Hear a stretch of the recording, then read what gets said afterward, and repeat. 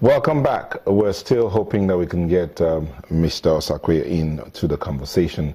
We're still trying to work out the technical issues. Well, he'll join us before we leave the studio. Okay, Mr. Naikari, you were saying something about attempts. You've made some grave allegations here, which I'm hoping that you know you're taking responsibility for all that you're saying. Of course. They're not great. They're not allegations. They're actually facts. Facts. If you have proof? Proof or what a letter for me to tell you that the governor did this, governor did that. I'll tell you what happened. A few days, the day before the president came to Benin, the governor organized some students, some people, the term students, to protest for the movement of the date of the election, for the postponement of the election. Because there were going to be exams. Oh, come on. This is not the first time there are examinations in Nigeria. Everybody knows. Are there usually examinations during elections? I don't have children during elections. I don't do elections. But WAEC and the government knew this. If they were going to move it, WAEC did not choose that date the day before that day. That September 10th has been on. As a political party, we've written to INEC a few weeks ago, about 2-3 months ago, for them to confirm to us that if September 10th was going to be visible or viable, because of we suspected the Muslim holiday, they said no, it will take place. Because we've been hearing feelers, the government was not prepared. That's just what the position is. INEC was prepared to have the election. The Edo State government and the federal government now, APC federal government, they are afraid of losing Edo State and will do anything necessary to keep Edo State. Now, when that failed, that is when they moved to the option B of using the security threat. How can you tell me the DIG operations is in Benin City with the national chairman of INEC, with over 25,000 policemen mobilized to go to Benin, while they are in the meeting, stakeholders meeting, where we were all present, everybody present? Then we are getting a news flash from Abuja, the PPRO of police saying they advised INEC to move it. In fact, the INEC chairman had moved the entourage of all the parties to CBN to inspect the sensitive materials that were kept in CBN. When people told you that this is what is coming from INEC, he called us back to the venue of the meeting and he hit his chest and said the election will go on, but he wants to consult with Abuja. What has happened and what we've always suspected, this government does not want the independence of INEC. INEC is a department of APC. When the man dared, when he dared to stand his ground that we will carry on with the election, the police and then the federal government blackmailed him. We will not provide you with security. Okay, all right. Let's go to Benin now. Mr. John Osakwe, Deputy Director of Obaseki Campaign Organization, joins us from our Benin studio. Mr. Osakwe, thank you for joining us. Thank you very much. Thank you very much.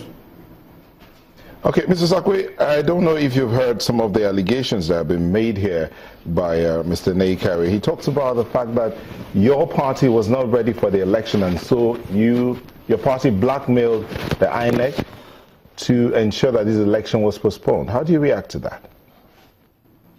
Well, if there is anything that anyone would credit the PDP with, is the fact that they are very good in propaganda, in fabrications, in lies.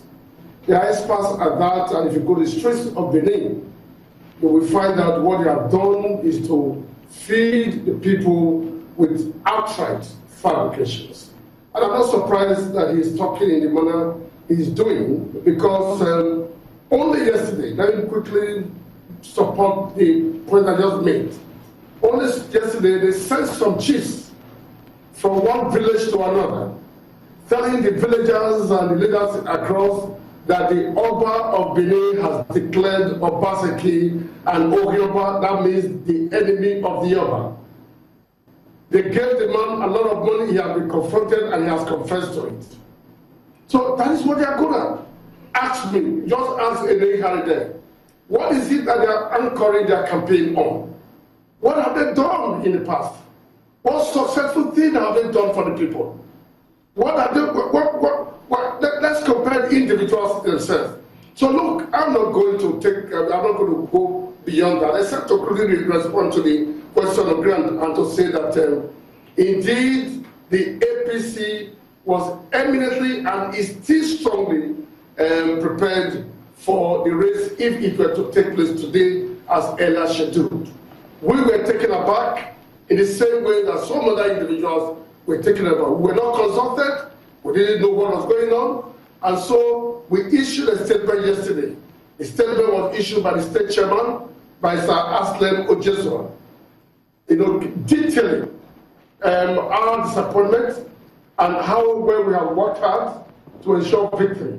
Indeed, what we really need to do, what we've been doing here in Edo State is quite simple. It's simply to tell the people that we have a record of performance. It's simply to let people open up their eyes to the successes that we have recorded in the last 7 years plus. And of course, to expose them to the fact that the PDP represents the dark ages of the past. That in order to take us to the backwaters of development, we must continue on the course that we have set for ourselves.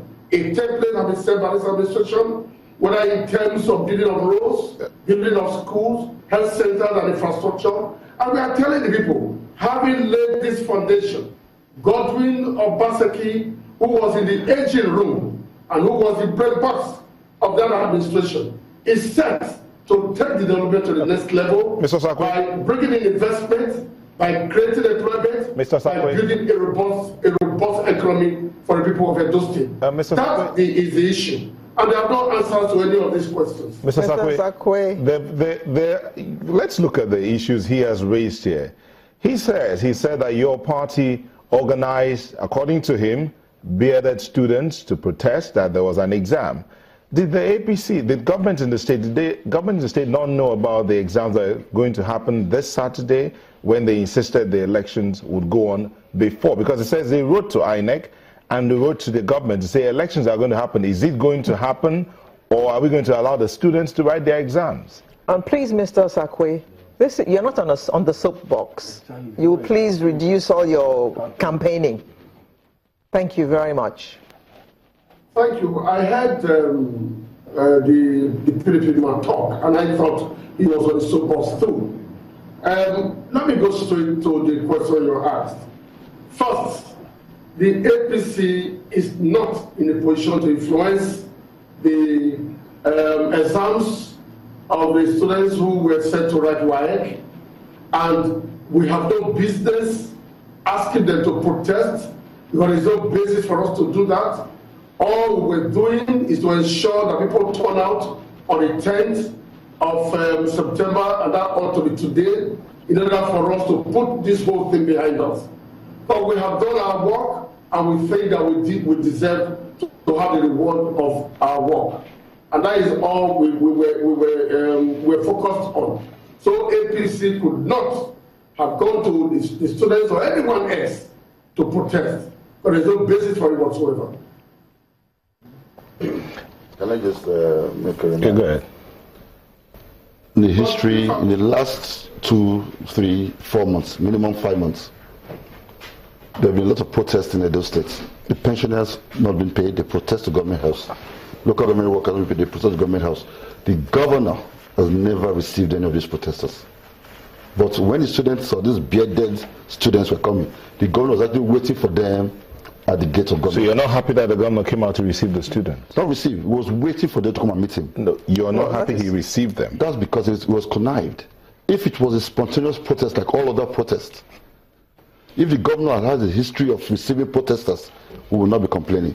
But because the government of Edo State wanted the postponement, the governor now stood there, hand on his waist, with his khaki and his cap, waiting for the students to come and meet him to tell him they don't want the election on Saturday. Okay. And he told them that he would collect a letter that he would tell the president to do something about it when the president comes the day after. Okay. These are facts. Ask him. Mr. Sakwe?